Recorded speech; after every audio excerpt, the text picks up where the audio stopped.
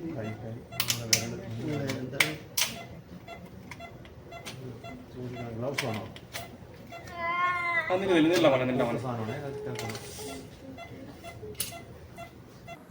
നാട്ടിൽ പലവിധ അപകടങ്ങളാണ് ദിനം തോറും റിപ്പോർട്ട് ചെയ്യപ്പെടുന്നത്.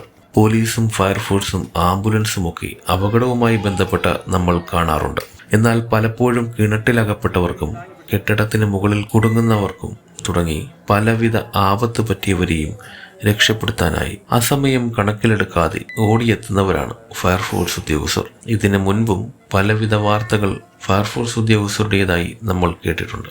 കയ്യിൽ മോതിരം കുടുങ്ങിയവരും അപകടത്തിൽ കൊണ്ട് തലയിടുന്ന കുഞ്ഞു കുട്ടികളും വരെ അതിൽ ഉൾപ്പെടുത്താറുണ്ട്. പലപ്പോഴും ആശുപത്രിക്കാർ കൈയൊഴിയുന്ന കേസുകളിൽ ഫയർഫോഴ്സ് ഉദ്യോഗസ്ഥർ രക്ഷകരാകാറുണ്ട്.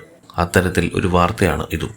ഇഡ്ഡലിത്തട്ടിൽ കുടുങ്ങിയ കുഞ്ഞുവിരൽ പുറത്തെടുക്കാനാണ് വെഞ്ഞാറമൂട് ഗോകുലം മെഡിക്കൽ കോളേജ് കാഷ്വാലിറ്റിയിൽ ദുർഗ എന്ന 3 വയസ്സുകാരിയെ എത്തിച്ചത്. ചെമ്പൂർ സ്വദേശിനിയായ മാഷയുടെ മകൾ ദുർഗയുടെ ഇഡലിപ്പാത്രത്തിൽ കുടുങ്ങിയ ചൂണ്ടുവിരൽ പുറത്തെടുത്തത് വെഞ്ഞാറമൂട് അഗ്നിരക്ഷാസേന അസിസ്റ്റന്റ് സ്റ്റേഷൻ ഓഫീസർ അനിൽകുമാറിന്റെ നേതൃത്വത്തിലുള്ള സംഘമായിരുന്നു.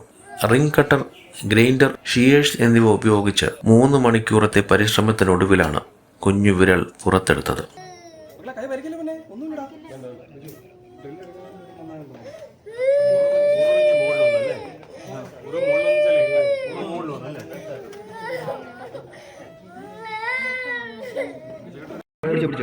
പറഞ്ഞുതരാം. കുഞ്ഞെ പതുക്കെ ഇത് അഴുത്തുമ്പോൾ ഈ വിരലങ്ങ് മുകളിലോട്ട് എടുത്താൽ മതി. ഇത്രയേ ഉള്ളൂ. കണ്ടോ?